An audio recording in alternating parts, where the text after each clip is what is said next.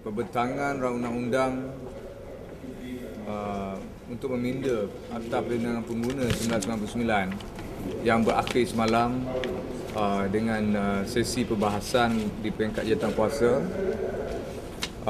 dengan berlaku suatu kesilapan merekod ataupun merujuk Akta Ibu.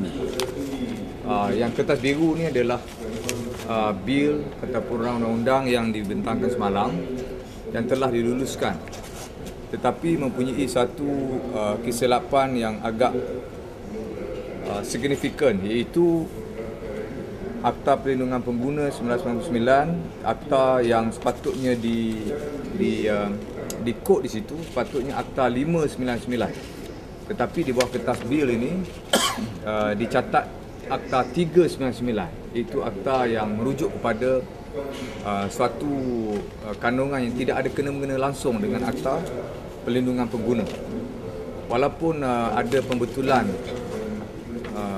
dikemukakan, tapi pembetulan itu masih tidak merujuk kepada pembetulan asas ini kerana mereka overlook atau mereka tidak menyedari tentang kesilapan typo. Walaupun disifatkan sebagai kesilapan typo error, satu perkara ini tidak harus berlaku di peringkat tertinggi di dalam Dewan yang menggubal undang-undang. Perkara ini tidak harus berlaku sama sekali. Jadi atas mempertahankan kesucian kemuliaan Dewan Parlimen di dalam negara kita, dalam institusi demokrasi berparlimen, perkara-perkara ini sama sekali tidak patut berlaku, dan kita minta supaya satu penerangan yang jelas mengapakah insiden-insiden begini boleh berlaku, kerana dia akan menjejaskan kredibiliti dewan ataupun institusi pembuat atau penggubal undang-undang di dalam negara kita. Semalam Dewan harus memperbetulkan hal yang begini kerana ini akan memalukan institusi pembuat undang-undang dalam negara kita. Satu perkara yang tidak yang jelas dalam peraturan mesyuarat bahawa dia perlu memberikan laluan kepada Yang Berhormat Menteri Mahkota untuk mengemukakan cadangan seperti mana yang telah pun disebut semalam. Peraturan mesyuarat 59. Peraturan mesyuarat 59. Jadi saya kira bahawa dengan tanpa membuat pembaikan dan pembetulan, saya kira bahawa sesuatu yang sangat memalukan, dan saya bimbang bahawa takut nanti ada pihak-pihak tertentu yang akan membuat mencabar undang-undang yang nanti yang diluluskan nanti, mengatakan bahawa undang-undang ini tidak dibuat pembetulan di dalam Dewan. Jadi sudah tentu akan memberikan implikasi yang lebih buruk kepada khususnya kepada kepentingan perlindungan kepada pengguna itu sendiri. Apabila undang-undang ini tidak dapat dilaksanakan, maka perlindungan pengguna yang menjadi topik utama, motif utama untuk pengubalan pindaan kepada undang-undang ini akan terjejas. Yang di-Ketua Dewan memberitahu bahawa ini dianggap sebagai kesilapan kecil, dan sidang diteruskan juga, dan akhirnya perkara itu dianggap perkara yang kecil lah, satu perkara kecil. Tetapi pagi ini kita rujuk kepada satu grup panel yang meneliti perkara ini, maka mereka berpendapat ini adalah satu perkara yang signifikan kerana dia merujuk kepada kredibiliti pindaan sesuatu akta. Seperti yang Yang Berhormat Datuk Mahfuz beritahu sebentar lagi, kita bimbang untuk di masa akan datang ada insiden-insiden di mana pihak-pihak yang akan mencabar kandungan ataupun kesahihan undang-undang ini, dan ini akan menghasilkan satu chaotic lah dalam pengurusan bidang perundangan kita, kerana kesilapan kesilapan dalam kod, kesilapan kita quoting the act, Akta Ibu, yang mustahak perkara ini langsung sepatutnya tidak boleh berlaku, kerana kita ada panel-panel tertentu, jawatankuasa tertentu yang menyemak sepatutnya.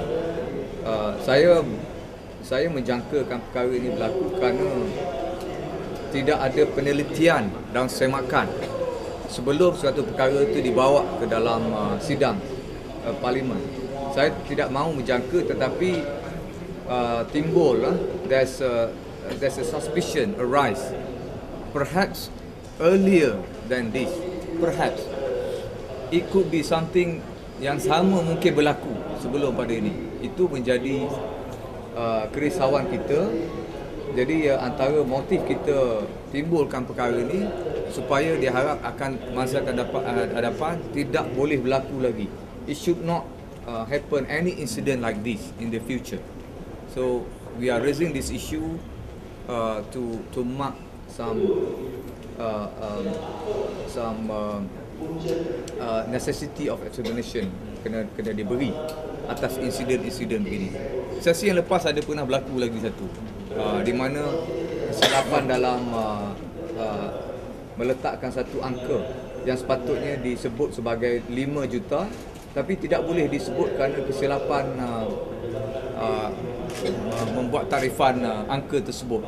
Nak disebut 5,000 pun tak boleh, 500,000 pun tak boleh. Just because of tidak ada proofreading yang baik. Mungkin itu alasan yang dikatakan kerana masalah proofreading. Tapi ini peringkat penggubalan dasar atau undang-undang negara, kita tidak boleh memberi alasan proofreading yang kurang baik. Saya tambah, sebenarnya majlis malah tak boleh menganggap bahawa ini perkara kecil, perkara remeh. Sebab dalam dewan kadang-kadang kita buat pindaan noktah dan koma pun ada pindaan.